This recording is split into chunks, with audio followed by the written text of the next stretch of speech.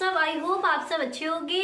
स्वागत है आप सभी का आपके अपने एसवी स्टडी यूट्यूब चैनल पर। तो गाइस आज हम आपको बताने वाले हैं जो आपके अर्थशास्त्र में जो आपके बहुविकल्पीय प्रश्न है वो इस बार के लिए कौन कौन से इंपोर्टेंट है, कौन कौन से बहुविकल्पीय प्रश्न आपके इस बार आ सकते हैं। तो वो सारे बहुविकल्पीय प्रश्न आपको एक ही वीडियो में मिलने वाले हैं। तो वीडियो आपको अंत तक देखना है। वीडियो को आप बिल्कुल भी स्किप ना करें, पूरा वीडियो आपको देखना है। अगर आपने इतने विकल्प अच्छे से याद कर लिए, अच्छे से आपने इतने विकल्प पढ़ लिए तो 100% आपका एक भी विकल्प उसमें गलत होने वाला नहीं है। सारे विकल्प आप सही ढंग से लिख कर आओगे। ओके, तो वीडियो आपको पूरा देखना है, बिल्कुल भी आप वीडियो को स्किप ना करें। तो चलिए मिनट इसका वीडियो को स्टार्ट करते हैं।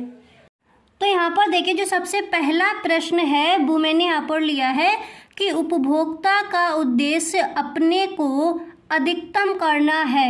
ठीक है, तो इसका आपका राइट ऑप्शन कौन सा हो जाएगा? संतुष्टि। उपभोक्ता का उद्देश्य अपने को अधिकतम क्या करना है? संतुष्टि करना है। ठीक है, तो देखिए आपको 4 ऑप्शन मिलेंगे। जो आपका राइट आंसर है, जो आपका राइट ऑप्शन है वही मैंने यहाँ पर लिख दिए। ठीक है, तो उपभोक्ता का उद्देश्य अपने को अधिकतम करना है, संतुष्ट करना है, अपने को अधिकतम संतुष्ट करना है। तो देखिए आपको करना क्या है, ये जितने भी मैं आपको आज बहुविकल्पीय प्रश्न बताऊं तो सारे बहुविकल्पीय प्रश्न आपको वीडियो में ही याद कर लेनी है। ठीक है, 2-2 बार मैं हर विकल्प को पढ़ूंगी और आपको यही याद कर लेने हैं।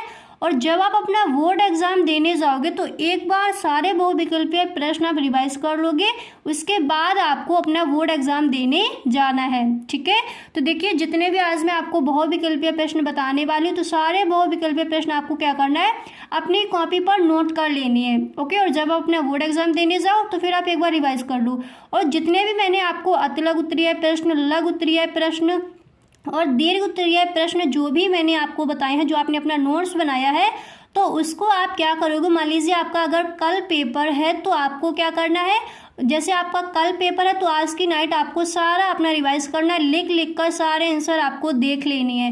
नहीं तो जब आप बोर्ड एग्जाम देने जाओगे अगर आप लिख कर नहीं देखोगे तो वहाँ पर आपको दिक्कत आएगी। ठीक है, तो ऐसा ही आपको करना है क्योंकि इस बार आपको इकोनॉमिक्स में अपने फुल मार्क्स लाने हैं। ठीक है, तो मेहनत भी आप उसी तरह से अपनी कीजिए। इतना समझ आ गया, पहला वाला याद हो गया।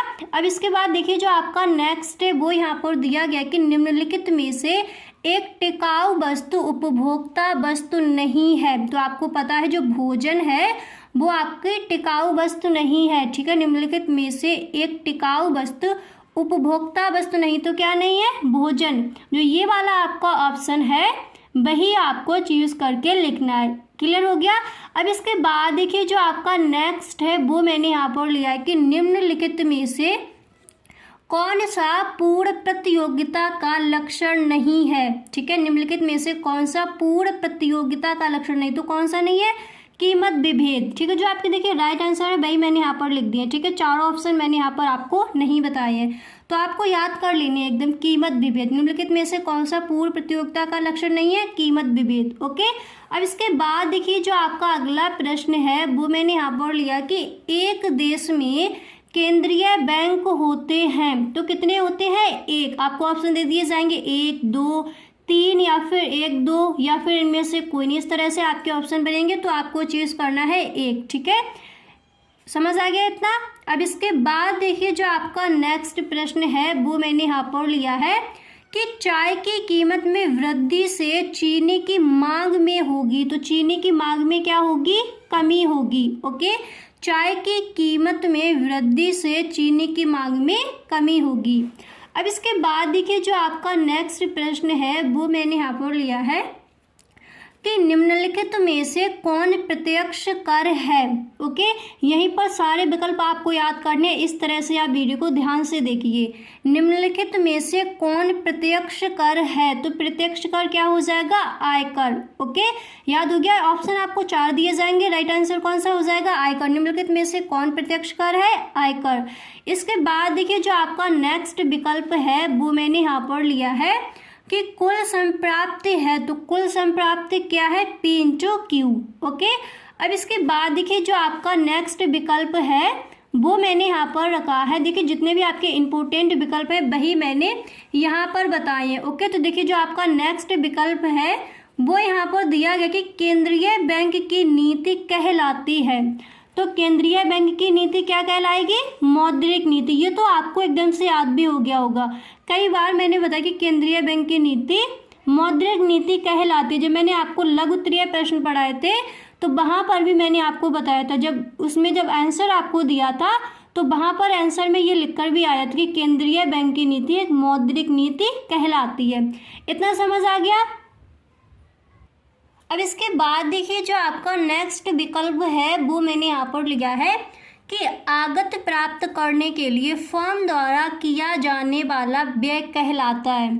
आगत प्राप्त करने के लिए फर्म द्वारा किया जाने वाला व्यय क्या कहलाएगा? लागत। ओके, याद हो गया? आगत प्राप्त करने के लिए फर्म द्वारा किया जाने वाला व्यय लागत कहलाता है। ओके, अब देखिए इसके बाद जो आपका नेक्स्ट प्रश्न है वो मैंने यहाँ पर लिया है। देखिए आपका नेक्स्ट प्रश्न यहाँ पर दिया गया है कि निम्नलिखित में से कौन सा पूर्ण प्रतियोगिता का लक्षण नहीं है? तो मैंने आपको अभी बताया था कीमत विभेद। ठीक है, दोबारा से ये मैंने लिख दिया तो याद कर लीजिए, निम्नलिखित में से कौन सा पूर्ण प्रतियोगिता का लक्षण नहीं है? कीमत विभेद। अब इसके बाद देखिए जो आपका अगला प्रश्न है और ये कई बार बोर्ड एग्जाम में आया है, इसको आप ध्यान से सुनिए। अल्पकाल में निर्गत उत्पादन में इकाई वृद्धि होने पर परिवर्तनशील लागत में होने वाली वृद्धि को कहते हैं। तो होने वाली वृद्धि को आप क्या कहोगे? औसत परिवर्तनशील लागत। ठीक है, औसत परिवर्तनशील लागत कहा जाएगा। क्लियर हो गया इतना? ऐसे ही देखिए जो नेक्स्ट विकल्प है वो यहाँ पर आपका दिया गया कि प्रभावी मांग की संकल्पना दी। तो ये मैं आपको पढ़ा भी चुकी हूँ, दोबारा से देख लीजिए। अगर मैं बोलती हूँ कि आप वो वाली वीडियो देख लीजिए तो कई बच्चे बोलते हैं मैम वीडियो मुझे मिल नहीं रही है, मगर प्लेलिस्ट में आपको सारे वीडियोस मिल जाएंगे। ठीक है, तो दोबारा से देख लीजिए। ये विकल्प मैं एक बार आपको बता भी चुकी हूँ, दोबारा से पढ़ लीजिए। इसी वीडियो में आपको सारे विकल्प मिल जाएंगे। ठीक है, जो इस बार के बोर्ड एग्जाम के लिए इंपॉर्टेंट है, सारे विकल्प मैं आपको इस वीडियो में दोबारा से बता दे रही हूँ।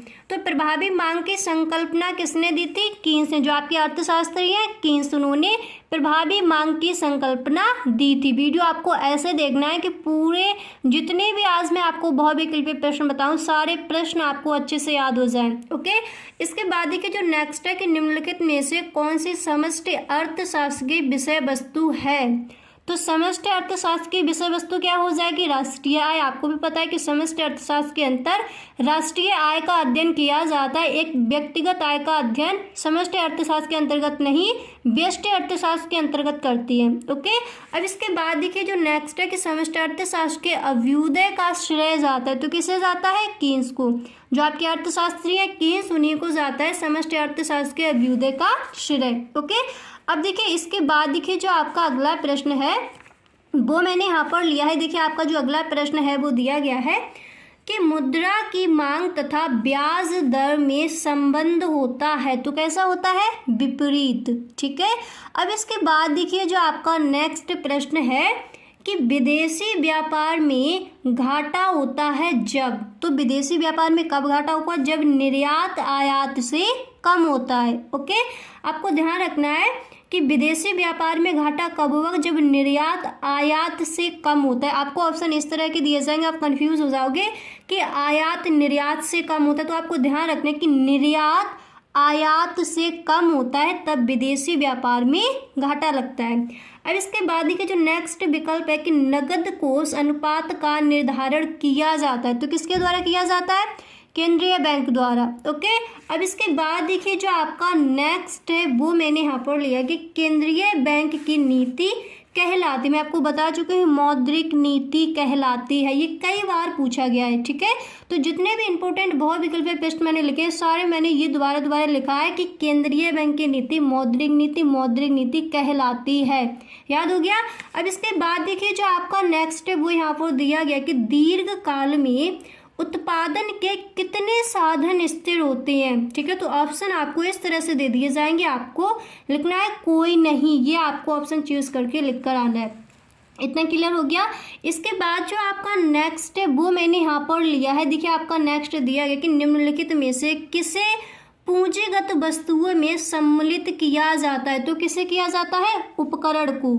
ठीक है, पूंजीगत वस्तुएं में किसे सम्मिलित किया जाएगा? उपकरण को। इतना क्लियर हो गया?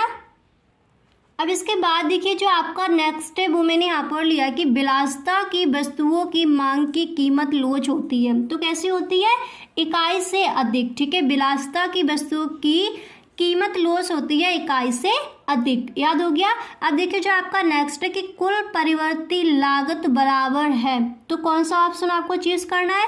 औसत परिवर्ती लागत प्लस कुल उत्पादन मात्रा।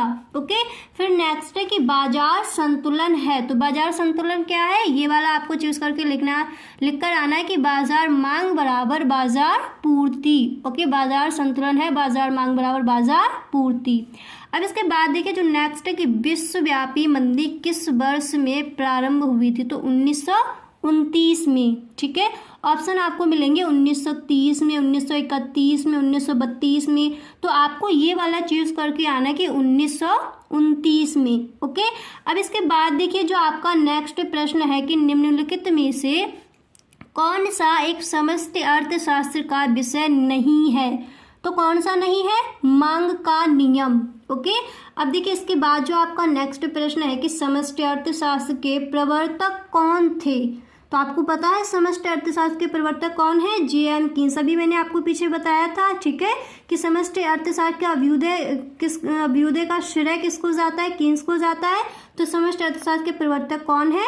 जे.एम. कीन्स। क्लियर हो गया, याद हो गया अच्छे से। इसके बाद जो नेक्स्ट है कि भारत में, यहाँ पर थोड़ा मिस्टेक है, भारत में राष्ट्रीय आय का आकलन किसके द्वारा किया जाता है? तो किसके द्वारा किया जाता है? केंद्रीय सांख्यिकीय संगठन द्वारा। ओके, तो गाइस आज के लिए बस इतना ही। मिलते हैं नेक्स्ट वीडियो में। अगर आपको वीडियो अच्छा लगा हो तो वीडियो को लाइक करें। अगर आपको वीडियो अच्छा नहीं लगा है तो गाइस आप वीडियो को डिसलाइक भी कर सकती हो। Thank you.